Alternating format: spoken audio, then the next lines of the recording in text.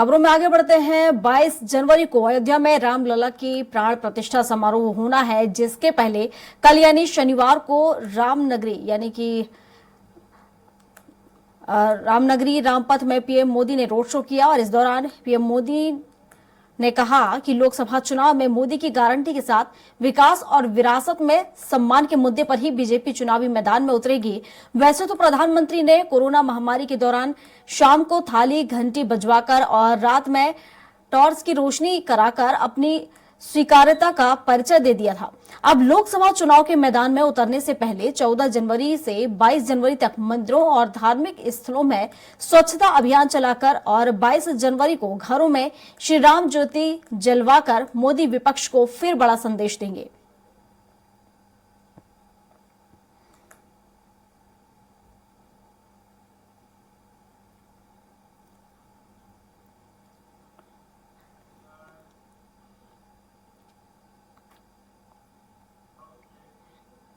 मथुरा से खबर आपको बता देते हैं, जहां आज मथुरा जाएंगे गृह मंत्री अमित शाह। आज 2.5 घंटे मथुरा में रहेंगे गृह मंत्री अमित शाह।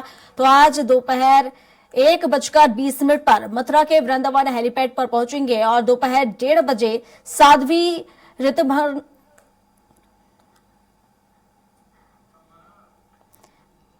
ऋतंभरा के बात्सल्य गांव पहुंचेंगे और सदगुरु कुटीर में दोपहर का भोजन करेंगे अमित शाह। तो दोपहर 2 बजे महोत्सव में हिस्सा लेंगे अमित शाह।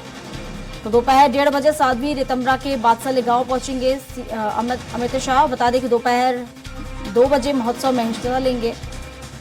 तो आज मथुरा जाएंगे गृह मंत्री अमित शाह। तो मथुरा दौरा उनका आज और 2.5 घंटे मथुरा में ही रहेंगे गृह मंत्री अमित शाह।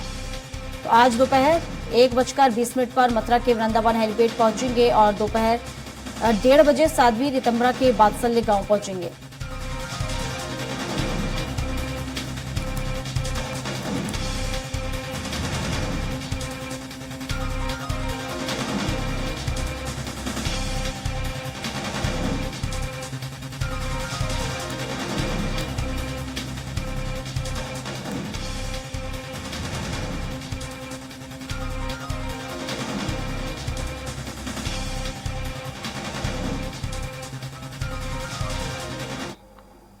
बाईस जनवरी को अयोध्या में रामलला की प्राण प्रतिष्ठा समारोह होना है, जिसके पहले कल शनिवार को रामनगरी रामपथ में पीएम मोदी ने रोड शो किया। इस दौरान पीएम मोदी ने कहा कि लोकसभा चुनाव में मोदी की गारंटी के साथ विकास और विरासत को सम्मान के मुद्दे पर ही बीजेपी चुनावी मैदान में उतरेगी। वैसे तो प्रधानमंत्री ने कोरोना महामारी के दौरान शाम को थाली घंटी बजवाकर और रात में टॉर्च की रोशनी कराकर अपनी स्वीकार्यता का परिचय दे दिया था। अब लोकसभा चुनाव के मैदान में उतरने से पहले 14 जनवरी से 22 जनवरी तक मंदिरों और धार्मिक स्थलों में स्वच्छता अभियान चलाकर और 22 जनवरी को घरों में श्री राम ज्योति जलवाकर मोदी विपक्ष को फिर बड़ा संदेश देंगे। और इस पर विस्तार से जानकारी के साथ उत्तर प्रदेश के संपादक राघवेंद्र त्रिपाठी जी हमारे साथ जुड़ चुके हैं। उनसे जान लेते हैं। राघवेंद्र जी, जिस तरीके से कोरोना काल में एक संदेश प्रधानमंत्री नरेंद्र मोदी ने दिया था, वैसे ही अब लोकसभा चुनाव से पहले भी वो एक बड़ा संदेश विपक्ष को देंगे और 14 जनवरी से लेकर 22 जनवरी तक कार्यक्रम के जरिए संदेश देने का काम करेंगे। देखिए प्रियंका जी, भारतीय जनता पार्टी एक चुनाव खत्म होता है तो दूसरे चुनाव की तैयारी में जुट जाती है। अभी विपक्षी गठबंधन इंडी गठबंधन सीट शेयरिंग को लेके कौन चेहरा होगा कौन नहीं होगा इसको लेके माथापच्ची कर रहा है, लेकिन भारतीय जनता पार्टी 2024 के एजेंडे में जुट गई है। हालांकि विपक्ष भी आरोप लगाता रहता है कि राम मंदिर का राजनीतिक इस्तेमाल हो रहा है और तुलसीदास जी ने एक चौपाई में कहा है कि राम काज कीजे बिना मोह कहां विश्राम, लेकिन वहीं पे मोदी का भी एक तरह से नारा है कि राज काज कीजे बिना मोह कहां विश्राम। राम का काज होगा लेकिन राज का भी काम होगा और इसी बहाने भारतीय जनता पार्टी पूरे देश के जो हिंदू जनमानस के लोग हैं उनको जोड़ने की कोशिश करेगी। आपको याद होगा कोरोना काल में प्रधानमंत्री नरेंद्र मोदी ने दिया जलाने की बात की थी तो घर घर दिए जलाए गए थे, थाली पीटी गई थी, घंटी बजाए थे लोगों ने, टार्च जलाए थे। लेकिन अब अवसर है राम मंदिर के उद्घाटन का। 22 जनवरी को उद्घाटन होना है, लेकिन 14 जनवरी से ही भारतीय जनता पार्टी, विश्व हिंदू परिषद, आरएसएस के कार्यक्रम शुरू हो जाएंगे। इसमें धार्मिक स्थलों पर सफाई अभियान जिसमें आम जनमानस को जोड़ा जाएगा। इसके अलावा जो सांस्कृतिक कार्यक्रम है उसमें आम जनमानस को जोड़ा जाएगा। 22 जनवरी को प्रधानमंत्री ने कल अयोध्या में खुद अपील कर दी कि आप अपने घरों में दिए जलाइए, राम ज्योत जलाइए, ताकि राम की अगुवानी हो सके। तो प्रियंका, आप इससे अंदाजा लगा सकती हैं, जो व्यक्ति राम की अगुवानी अपने घर में दिया जलाकर करेगा और मंदिर का श्रेय भारतीय जनता पार्टी को देगा, तो 2024 के चुनाव में वोट क्यों नहीं देगा।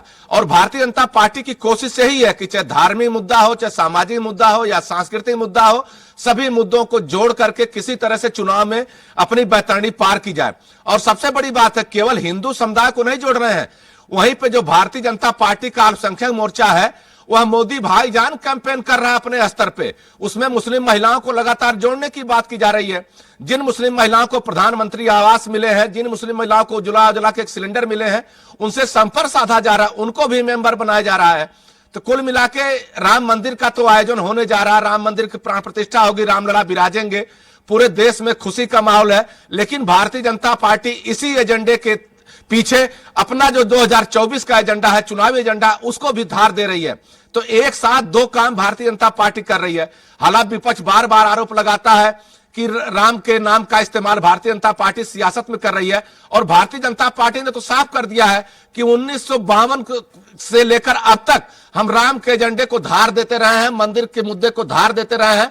हमारा राजनीतिक एजेंडा नहीं, लेकिन राम का मंदिर बनना हमारा एजेंडा है। तो कहीं न कहीं एक एजेंडा के पीछे अगर जिस तरह विपक्ष छिप रहा है, वह बार बार राम मंदिर को लेकर किनारा कस लेता है, वह कहीं न कहीं मोदी के लिए एक तरह से वरदान साबित हो रहा, भारतीय जनता पार्टी लिए वरदान साबित हो रहा, और उसी को भुनाने की कोशिश पूरी भारतीय जनता पार्टी कर रही है। अब आने वाले दिनों में देखना होगा कि इसका फायदा कितना मिलता है भाजपा को। लेकिन इतना जरूर है कि जो लहर 1992 में भारतीय जनता पार्टी पैदा नहीं कर पाई थी आम जनमानस में, उसे 22 जनवरी के बाद पैदा करने की कोशिश की जाएगी। क्योंकि जब मोदी ने अपील किया है लोग घरों में दिया जलाएंगे, अगर उसका असर पड़ता है तो तय मानिए कि आने वाले चुनाव में भारतीय जनता पार्टी को अच्छी खासी जन समर्थन मिलने की उम्मीद है।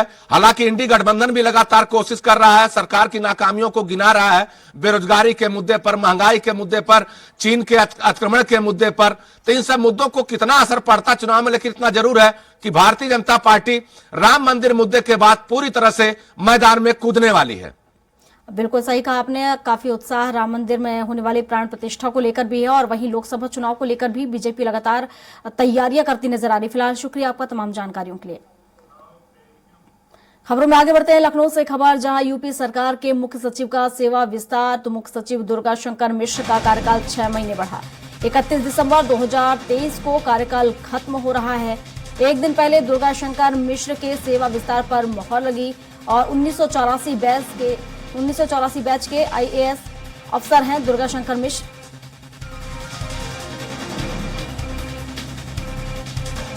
यूपी सरकार के मुख्य सचिव का सेवा विस्तार हुआ है, और आपको बता दें कि मुख्य सचिव दुर्गा शंकर मिश्र का कार्यकाल 6 महीने के लिए बढ़ा है। 31 दिसंबर 2023 को कार्यकाल उनका खत्म हो रहा है, और एक दिन पहले दुर्गा शंकर मिश्र के सेवा विस्तार पर मोहर लगी है, जहां 6 महीने के लिए बढ़ा दिया गया है। 1984 बैच के IAS ऑफिसर हैं वो, जिनका 6 महीने का कार्यकाल बढ़ाया गया है।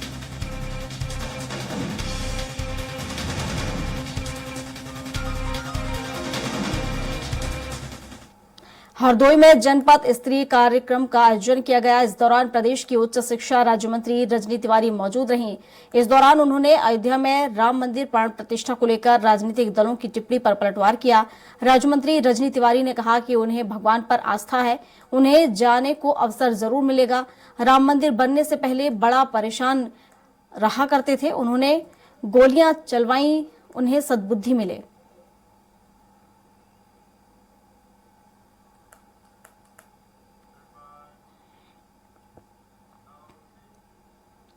अयोध्या से चलकर लखनऊ आई वंदे भारत ट्रेन का चारबाग में जोरदार स्वागत हुआ, जिसके बाद वंदे भारत ट्रेन चारबाग लखनऊ से दिल्ली के लिए रवाना हुई। इस दौरान विधायक नीरज बोरा ने कहा कि वंदे भारत विकसित भारत के सपने को साकार कर रही है। ये मोदी जी का कमाल है जो सपने साकार हो रहे हैं। वहीं उन्होंने कहा कि 22 जनवरी को राम मंदिर के प्राण प्रतिष्ठा कार्यक्रम में हजारों लाखों नहीं बल्कि करोड़ों लोग आएंगे।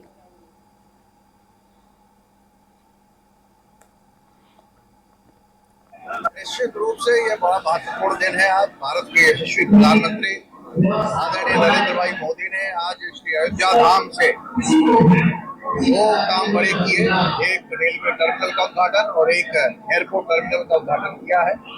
और अयोध्या धाम से दिल्ली आनंद विहार टर्मिनल के लिए वंदे भारत ट्रेन का हरी झंडी दिखाकर उद्घाटन किया है। हम सब लखनऊ के लोग आज चारबाग स्टेशन पर उपस्थित हैं, इस ट्रेन का स्वागत कर रहे हैं। कानपुर देहात में मुख्य विकास अधिकारी की अध्यक्षता में विकास भवन के बाहर मेले का आयोजन किया गया। वहीं राज्य मंत्री प्रतिभा शुक्ला ने मेले का शुभारंभ किया। इस अवसर पर स्वयं सहायता समूह की महिलाओं ने स्टॉल लगाए। वहीं राज्य मंत्री प्रतिभा शुक्ला ने स्टॉलों का निरीक्षण किया। उन्होंने कहा कि सरकार की मंशा है कि महिलाएं आगे बढ़ें। उन्होंने कहा कि महिलाएं आत्मनिर्भर होने के साथ जनपद की नाम रोशन कर रही हैं। इसके पश्चात इनका जो निरीक्षण है गवर्नमेंट की मंशा है और ट्रेनर मैडम इसको देख रही हैं और सारे समूह को किस तरह से एक्टिवेट करना है, किस तरह मार्केट देना है, जिससे कि हमारी बहनों को कुछ लाभ मिल सके। तो हमें लगा बातचीत करने के बाद महिलाएं बहुत आशावान हैं और अपना प्रसन्नता भी जाहिर कर रही है कि हमें इससे 2 पैसे की आमदनी हो रही है। जब घर से बाहर निकलेंगी और कुछ काम को करेंगी तभी तो उनको एक आत्मविश्वास जगेगा। गवर्नमेंट की मंशा है कि घर में महिलाएं बैठे ना बल्कि 2 पैसे कमाएं और आत्मनिर्भर बने।